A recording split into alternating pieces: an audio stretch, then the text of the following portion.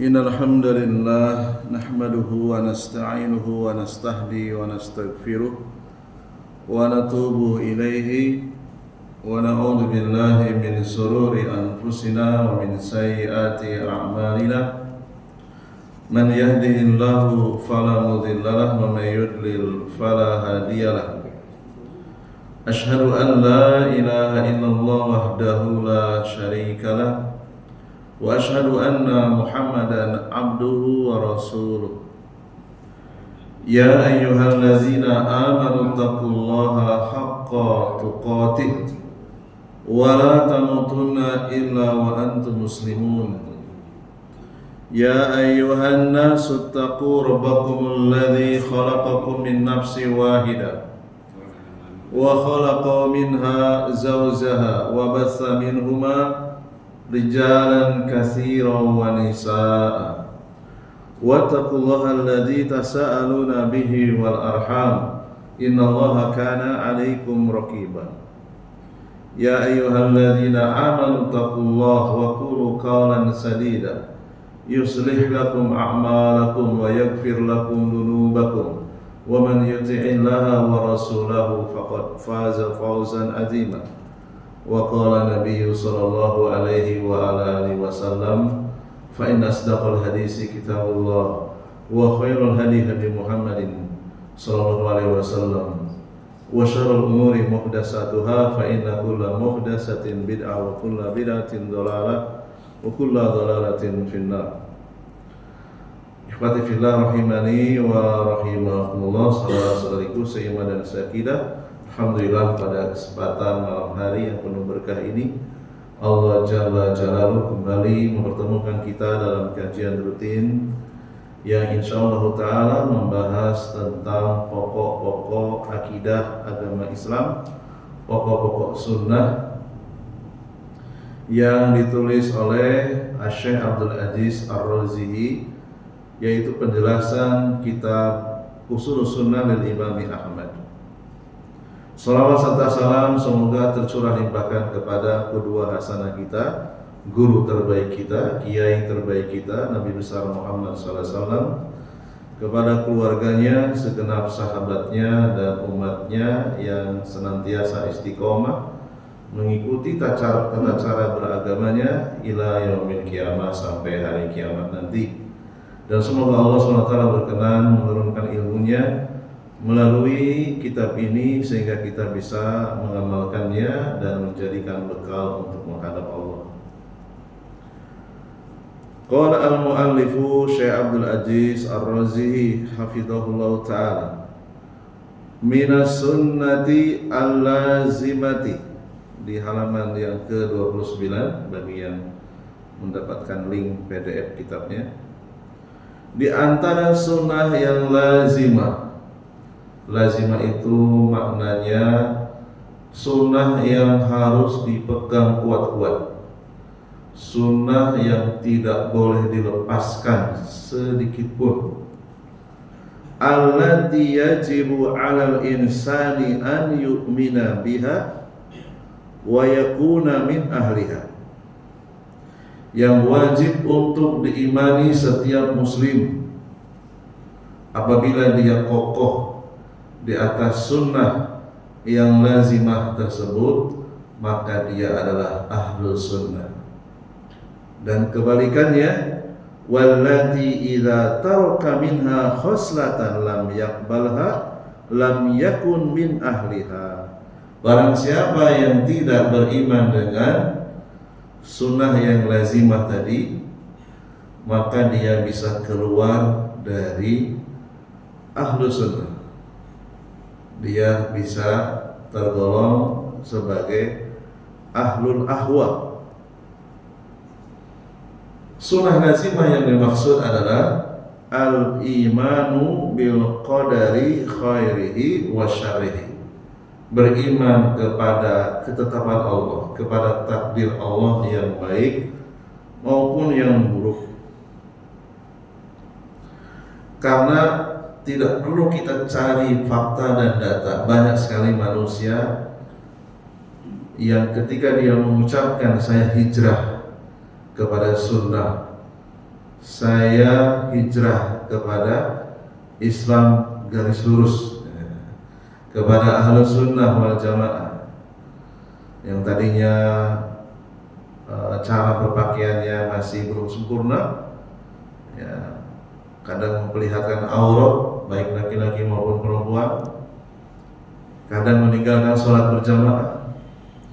Lalu ketika dia semangat kembali kepada sunnah, ya, saat-saat itu masih Allah berikan kemudahan rezeki, kemudahan penghasilan, kemudahan mendapatkan pasangan. Namun ketika Allah berikan ujian yang menyakitkan, ditinggalkan pasangan hidupnya, dibangkrutkan usahanya, hutangnya di mana-mana, ya tidak sedikit, ya, dia kembali kepada keadaan yang lebih buruk dari sebelumnya. Jadi saya melihat di depan mata saya sendiri, ya tidak perlu dicari-cari datanya. Ya, ada seorang ummahat yang dulunya begitu semangat, ya, hijrah kepada sunnah. Kemudian diuji oleh Allah, ada yang dibangkrutkan usahanya, ada yang ditinggalkan pasangannya, ada yang dibatalkan, ya, lamarannya. Justru sekarang lebih buruk dari sebelumnya. Yang tadinya dulunya menutup aurat walaupun belum sempurna, sekarang membuka auratnya. Nauzubillahi min dzalik. Demikian juga di antara para kaum muslimin laki-laki, ya. Bahkan saya dengar seminggu yang lalu saya bertemu dengan sahabat saya, ada seorang hafidz Quran 30 juz, ya, diuji oleh Allah SWT dengan ekonomi yang sulit, putus asa, ya. Sekarang jatuh kepada maksiat, mabuk, ya, sering mabuk, ya. Inilah pentingnya kita mempelajari tauhid dan terus memupuk, menyiram, merawatnya, karena itu bisa terjadi kepada siapapun, ya. Karena awalnya menjauhi majelis ilmu, lalu kemudian cahaya yang ada di dalam hatinya meredup, bahkan bisa padam, bisa kembali kepada kondisi yang lebih buruk dari sebelumnya. Itu akibat dari kurangnya beriman kepada takdir yang buruk. Ketika kita ditakdirkan hal-hal yang baik-baik, insya Allah semuanya bisa menerima, ya. Namun tidak sedikit orang yang ketika Allah takdirkan sesuatu yang menyakitkan, dia kembali, bukan hanya kembali kepada keadaan semula, lebih parah dari yang sebelumnya. Wal makna annal imana bil qadari aslun min usulil iman as-sittati allati man lam yu'min biha aw jahada wahidan minha fa innahu yakhruju min dairatil imani wa yakunu minal kafirina. Beriman kepada takdir ini adalah pokok di antara pokok-pokok keimanan yang 6. Barang siapa yang tidak mengimani salah satu dari 6 pokok keimanan tersebut, dia bisa keluar dari lingkaran iman dan bisa menjadi orang yang kafir. Tentu saja tidak langsung, tetapi bertahap, ya, bertahap. Wa usulul imani sittatun. Pokok-pokok keimanan itu ada 6. Yang pertama beriman kepada Allah, yang kedua beriman kepada para malaikat, wasalisu yang ketiga beriman kepada al-kutubi bil kutubi al-munzalati, kepada kitab-kitab suci yang pernah Allah turunkan. Warabi'u yang keempat al-imanu bir rusul, beriman kepada seluruh para nabi dan rasul. Wal khamisu yang kelima al-imanu bil yaumil akhir, beriman akan datangnya hari kiamat. As-sadisu al-imanu bil qadari khairi wa syarri, dan yang terakhir yang keenam beriman kepada takdir yang baik maupun yang buruk. Wa hadhihi al-usulu as-sittatu ja'at fil kitabi was sunnah. Enam pokok keimanan ini diterangkan di dalam Al-Quran dan hadis Nabi yang makbulah, hadis Nabi yang sahih. Wa ajma'a 'alaiha al-muslimuna, dan para ulama kaum muslimin telah sepakat. Wa amana biha jami'ul anbiya wal mursalin, seluruh para nabi dan rasul mengimani enam pokok tersebut.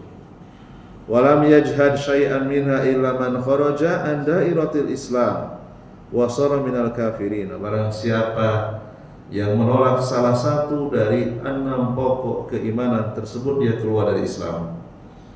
Ya, makanya siapa saja yang masih ada enam pokok tersebut pada diri seseorang, maka dia masih ahlu sunnah. Ya. Sekarang ini sudah mengalami pergeseran makna ahlu sunnah ini. Ya. Baru melihat seseorang tidak berjenggot langsung dikasih label ahli bid'ah. Celananya di bawah mata kaki langsung dicap bukan sunnah. Padahal orang tersebut boleh jadi enam pokok keimanannya masih ada, bahkan mungkin lebih kuat dari yang berjenggot dan yang cingkrangan. Ya, dia masih amanah ketika bermuamalah, tidak berani jual tanah bodong, tidak berani takut kepada Allah jual tanah yang tidak ada sertifikatnya, malu untuk berbuat cabul dengan istri orang, padahal dia nggak berjenggot, nggak cingkrangan. Namun sebaliknya ada orang yang pengakuannya sangat kuat sekali, ya, beritibar kepada Rasul, ya, celananya sampai setengah betis, jenggotnya hampir setengah meter, tetapi ya tidak amanah ketika bermuamalah, berani ya menipu banyak orang. Apakah ada? Banyak. Ya, berdatangan ke rumah saya orang-orang yang tertipu membeli tanah yang tidak ada sertifikatnya, yang menjual jenggotnya, masya Allah, ya, celananya sampai setengah betis. Ya. Korbannya banyak. Ya, ada yang rumah tangganya rusak gara-gara diperlakukan tidak sesuai dengan batas-batas kesopanan. Ya. Jadi belum tentu orang-orang yang secara zahirnya dia berpegang kuat dengan sunnah itu lebih ahli sunnah daripada orang yang mungkin dia belum mampu untuk memelihara jenggot, mungkin belum mampu untuk pakai celana cingkrang. Bisa jadi lebih sunnah, lebih kuat sunnahnya, tidak berani menggunakan gelar palsu. Justru yang berjenggot dan yang cingkrang tidak sedikit yang berani menipu, ngeprank kaum muslimin menggunakan gelar hasil beli, sampai sekarang tidak mau bertobat, tidak mau klarifikasi. Ya. Makanya untuk mengukur kesunahan seseorang tidak hanya dilihat dari lahiriahnya saja, dilihat bagaimana muamalahnya, bagaimana akhlaknya, bagaimana kejujurannya. Ya. Tidak sekedar hanya 1, 2, 3 penilaian. Hadihi al-usulu dalla 'alaiha kitabullah. Inilah pokok-pokok yang diterangkan oleh Al-Quran, diantaranya surat Al-Baqarah ayat 285. Amanar rasulu bima unzila ilaihi min rabbih wal mu'minuna kullun amana billahi wa malaikatihi wa kutubihi wa rusulihi la nufarriqu baina ahadin min rusulihi. Rasulullah Muhammad SAW beriman kepada apa yang telah diturunkan kepadanya, yaitu beriman kepada isi Al-Quran. Wal mu'minuna, demikian juga orang-orang yang beriman, masing-masing beriman kepada Allah, para malaikat, kitab, rasul, dan kami tidak membedakan di antara seorang pun dari para rasul. Disebutkan dalam surat Al-Baqarah ayat 285, 5 pokok keimanan. Diulang lagi di Al-Baqarah 177. Walakinnal birra man amana billah wal yawmil akhir wal malaikah wal kitab wan nabiyyin. Ya. kebajikan itu beriman kepada Allah, kepada hari akhir, kepada para malaikat, kitab-kitab dan para nabi. Fahadihi khamsatu usuli dzukirat fi hadhil ayati. 5 pokok keimanan disebutkan secara langsung dalam ayat yang dibacakan barusan. Wa dzukira al-imanu bil qadari fi qouli ta'ala. Adapun pokok keimanan yang keenam, yaitu beriman kepada takdir, Allah sebutkan secara tersendiri dalam surat Al-Qamar ayat 49. Inna kulla syai'in khalaqnahu biqadar. Sesungguhnya kami telah menciptakan segala sesuatu dengan takdir, dengan ukuran. Al-Qamar 49. Allah ulangi lagi dalam surat Al-Furqan ayat yang kedua, inna kulla syai'in wa khalaqa kulla syai'in, dan dialah Allah faqaddarahu taqdira, menetapkan segala sesuatu dengan ukuran, dengan takdir. Ya. Jadi dalam Al-Quran tidak ada satu ayat yang langsung menyebutkan 6 pokok keimanan. Tetapi kaum muslimin tidak ada satupun yang menolak. Pokok keimanan, rukun iman itu ada 6. Dari mana? Dari mengumpulkan dalil-dalil. Oh, ternyata ada 6. Penyebutan 6 dari mana? Dari istiqra', dari kesimpulan. Jadi bukan perkara yang baru, bukan. Dikumpulkan ada 6. Demikian juga pembahasan tentang tauhid, ada berapa? Dikumpulkan ada 3. Memang tidak ada penyebutan 3 tauhid, tapi dikumpulkan ada 3. Demikian juga pokok-pokok keimanan, nggak ada disebutkan. Pokok keimanan ada 6, nggak ada di dalam Al-Quran. Tetapi kita bisa melihat dengan mengumpulkan ayat-ayat, oh ternyata ada 6, namanya istiqra', kesimpulan. Wa qala subhanahu wa ta'ala wa man yakfur billah wa malaikatihi wa kutubihi wa rusulihi wal yaumil akhir faqad dhalla dhalalan ba'ida. Barang siapa yang menolak beriman kepada Allah, para malaikat, kepada kitab-kitab, kepada para rasul, kepada hari kiamat, sungguh ia telah sesat dengan kesesatan yang sangat jauh, kesesatan yang tidak mungkin kembali kalau dia tidak bertobat. An-Nisa 136. Faja'ala al-kufra huwa al-kufru bihadhihi al-usuli fadalla ala anna al-imana huwa al-imanu bihadhihi al-usul. Wajibnya beriman kepada 6 pokok keimanan. Barang siapa yang mengingkari salah satu saja, maka sudah mencukupkan orang tersebut kufur, ya, keluar dari Islam. Wa dalilu minas sunnati, adapun dalil dari hadis Nabi sallallahu alaihi wasallam, hadisu Jabra'ila fi maji'ihi lin Nabi sallallahu alaihi wasallam, yaitu hadis yang menerangkan kisah malaikat Jibril yang mendatangi Nabi sallallahu alaihi wasallam, alladzi rawahu Umaru ibnul Khattabi radhiyallahu anhu. Hadis yang datang melalui Umar ibnul Khattab radhiyallahu anhu. Semoga Allah meridhoinya. Ya, jadi kalau ada sahabat yang disebutkan dengan nama ayahnya, tetapi kok belakangnya radhiyallahu anhu, berarti ayahnya wafat dalam keadaan tidak beriman. Beda dengan Ibnu Abbas radhiyallahu anhuma, berarti ibnu dan ayahnya Abbas wafat dalam keadaan beriman. Bersyukurlah kita yang saat ini mungkin masih hidup orang tua kita dalam keadaan Islam, ataupun sudah wafat dalam keadaan Islam, masih bisa kita untuk mendoakannya.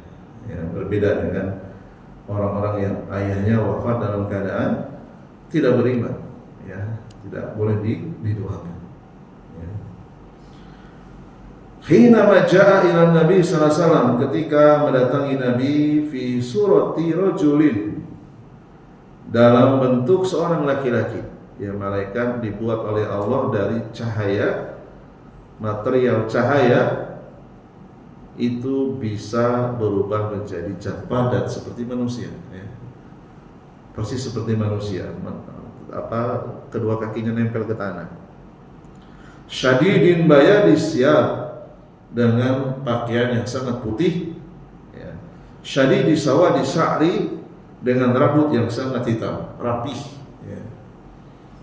Hatta ja'a ila Nabi sallallahu alaihi wasallam, kemudian mendatangi Nabi sallallahu alaihi wasallam, wa asnada rukbataihi, menempelkan dua lututnya, ila rukbataihi, kepada dua lutut Nabi, ya, karena mungkin supaya jelas suaranya, belum ada mikrofon, ya. Jadi kalau kajian itu sangat dekat jaraknya. Para sahabat juga sama, duduknya itu dekat sekali dengan Rasulullah supaya suaranya jelas. Ya, mereka sebelum hadir di majelis ilmu, ya, meminyaki pakaiannya dengan minyak wangi supaya tidak mengganggu, ya. Wa wada'a kaffaihi ala fakhidaihi, meletakkan dua telapak tangannya di atas paha Nabi. Berarti dekat sekali itu, ya. Summa sa'ala 'anil Islam, summa sa'ala 'anil iman, summa sa'ala 'anil ihsan, summa sa'alahu 'anis sa'ati, summa sa'alahu 'an amaratiha.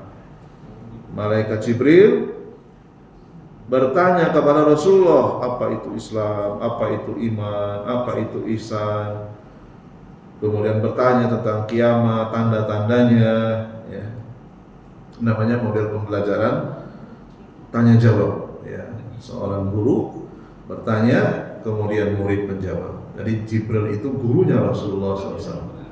Rasulullah sebagai muridnya menjawabnya, dalam rangka untuk mengajarkan kepada murid-murid yang lain, yaitu kepada para sahabat. Falamma walla, ketika berlalu, setelah selesai tanya jawab, malaikatnya pergi. Qala Nabi sallallahu alaihi wasallam, lalu kemudian Rasulullah bertanya kepada para sahabat, atadruna minas sa'ili, tahukah kalian siapa yang bertanya tadi? Qalu, para sahabat mengatakan, Allahu wa rasuluhu a'lam, Allah dan Rasulnya yang lebih tahu, ya. Mereka tidak tahu dan tidak terpikirkan kalau itu malaikat, ya. Karena bentuknya persis seperti manusia, seperti orang asing, ya. Gak ada yang kenal satupun, ya. Qala Rasulullah menerangkan, hadza Jibril, inilah Jibril, yang tadi datang itu malaikat Jibril yang menjelma menjadi sosok laki-laki, ya. Bertamasa, bisa merubah wujud menjadi seorang laki-laki. Demikian juga bangsa jin, ya, Allah berikan kemampuan bisa merubah wujud, ya, seperti manusia. Atakum, mendatangi kalian, yu'allimukum, mengajarkan kalian dinakum. Dinakum di sini maksudnya adalah, diantaranya adalah pokok-pokok keimanan. Jadi malaikat mengajarkan rukun iman yang 6, ya, kepada Rasulullah. Rasulullah menjawab dalam rangka untuk mengajarkan kepada para sahabat.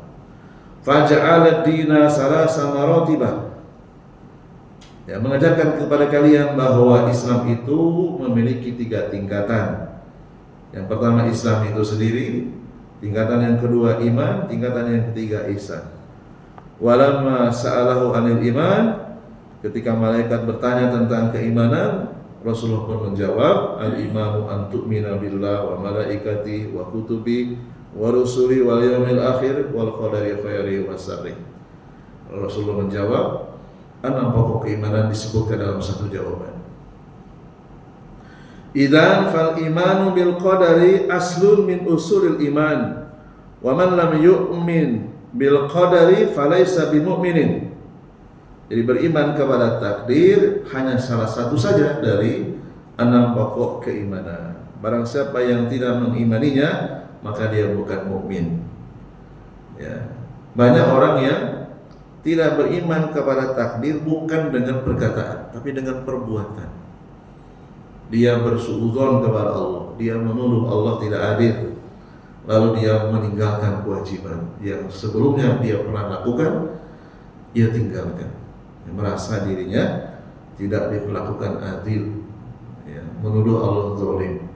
Ini takdir yang salah. Kenapa saya ditakdirkan begini? Ya. Allah tidak memberikan kepada saya kemudahan, maka saya pun balas dengan meninggalkan kewajiban. Ya.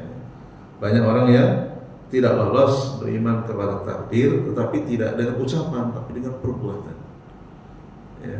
Dia meninggalkan kewajiban-kewajiban yang kalau ditinggalkan itu berdosa, dengan sebab dia tidak menerima takdir yang ia alami sekarang ini.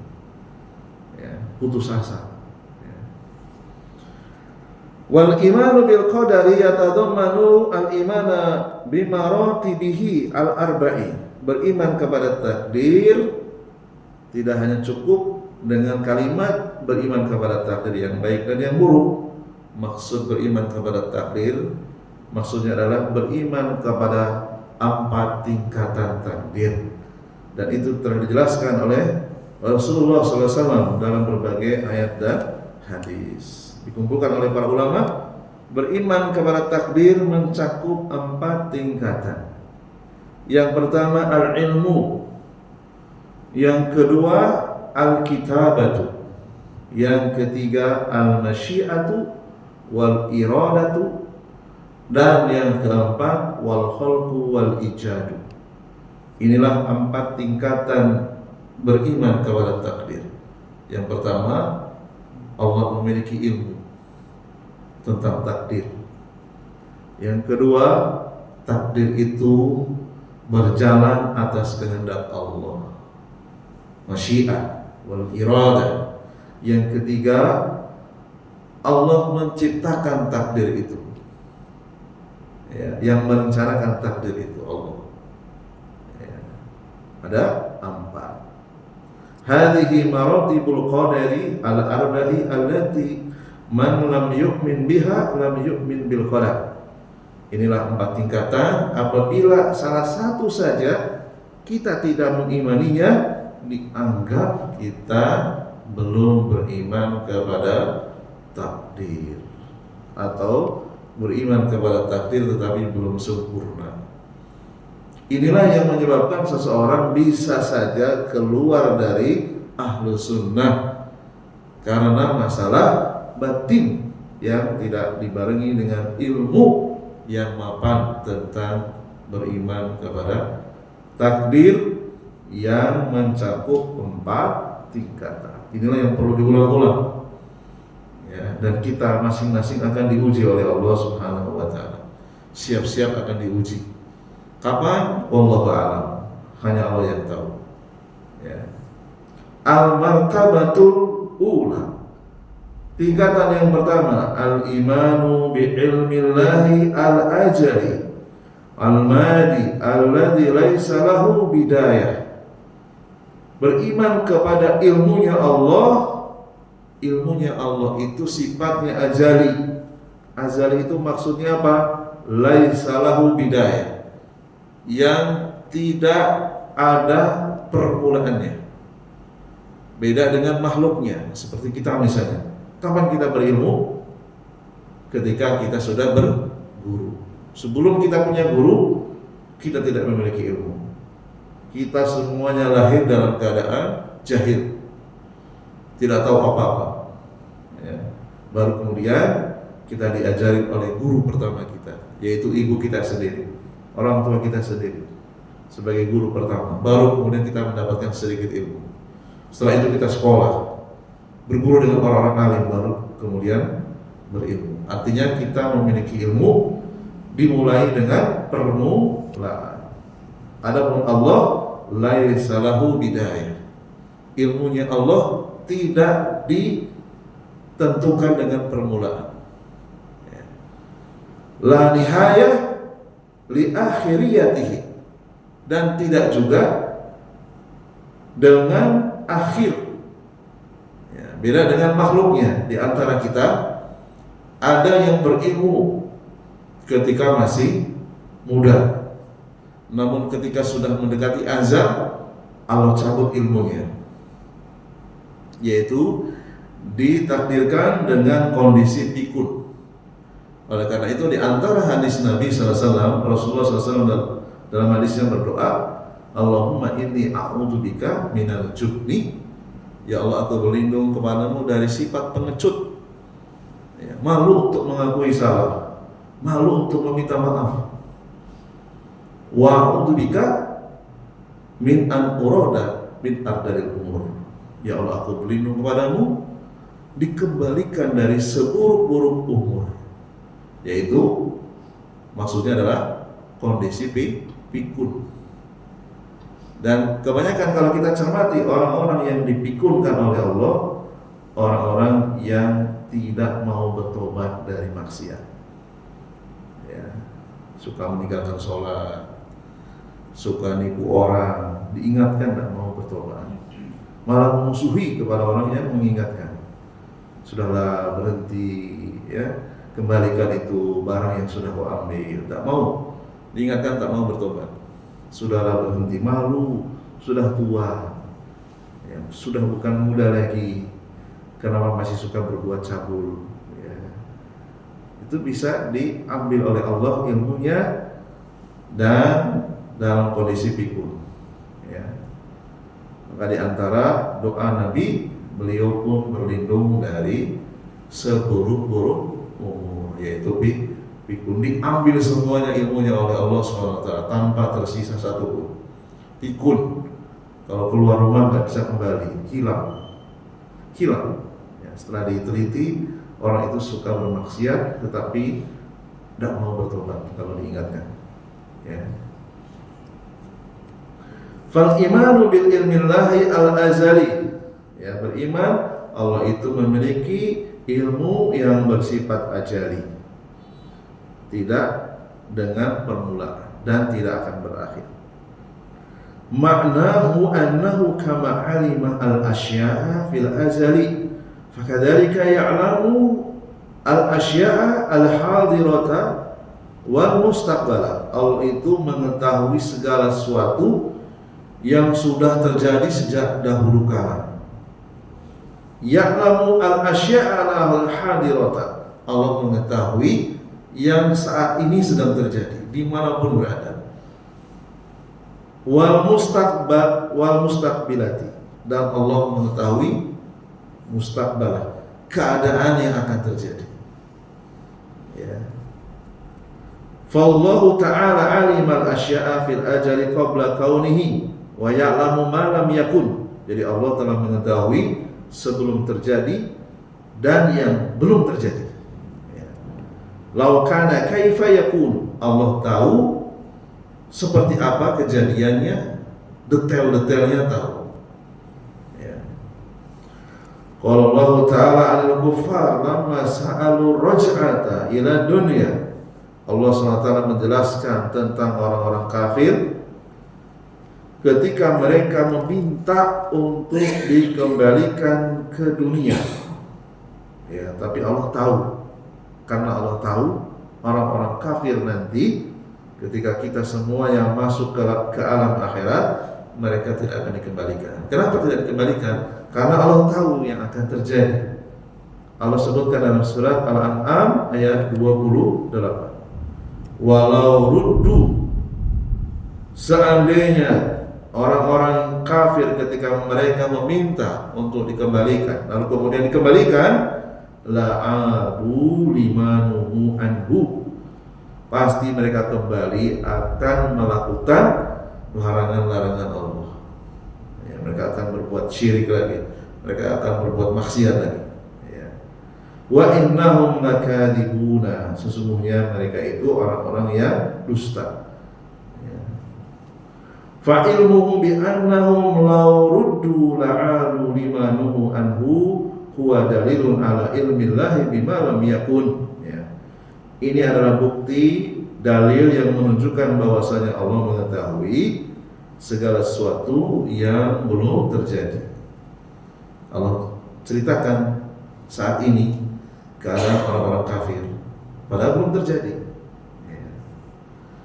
Lau kana kaifa yakunu, ya, seperti apa kejadiannya dan bagaimana rinciannya Allah telah mengetahuinya. Kemudian Allah sebutkan lagi dalam surat Al-Anfal ayat 23, fa akhbarallahu annahu walau alimallahu fihim khairan, seandainya, ya, orang-orang kafir itu memiliki kebaikan, alimallahu, Allah tahu, la asma'ahum, ya, Allah pasti akan membuat mereka mendengarkan ayat-ayat Allah. Kalau seandainya mereka memiliki kebaikan. Karena mereka tidak memiliki kebaikan, maka Allah tidak berikan mereka hidayah. Ya. Walau asma'ahum la tawallau. Seandainya pun mereka mau mendengarkan, pasti mereka akan mengabaikan. Wahum mu'riduna, dan mereka berpaling. Jadi orang-orang kafir itu ada dua. Ada yang sama sekali nggak mau mendengarkan, ditawarkan oleh Rasulullah, dia nggak mau mendengar. Ada yang dengar tetapi mengabaikan. Ya, Abu Lahab, Abu Jahal dan yang lainnya. Tahu tetapi mengabaikan. Ya. Fa'akhbarallahu annahu alimun bima lam yakun law kana kaifa yakun wa kadzalika qauluhu anil munafiqin. Demikian juga Allah mengabarkan karena Allah Maha berilmu walaupun terhadap sesuatu yang belum terjadi. Allah ceritakan tentang orang-orang munafik alladzina takhallafu an ghazwata Tabuk, yaitu orang-orang munafik yang ngeles, yang lari, cari-cari alasan untuk tidak ikut perang Tabuk. Ya. Allah ceritakan dalam surat At-Taubah 46 sampai dengan 47. Walau aradu al-khuruja la'addu lahu uddatan walakin karihallahu an bi'athahum fathabbatahum wakila udu ma'al qaidin. Ya.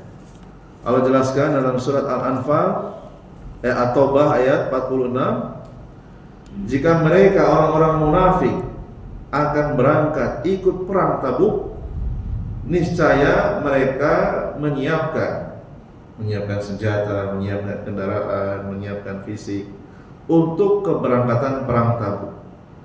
Akan tetapi Allah tidak menyukai keberangkatan mereka orang-orang munafik.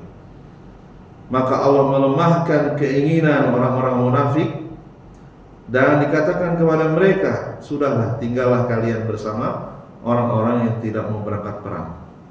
Ya. Ini adalah ilmunya Allah. Kenapa orang-orang munafik itu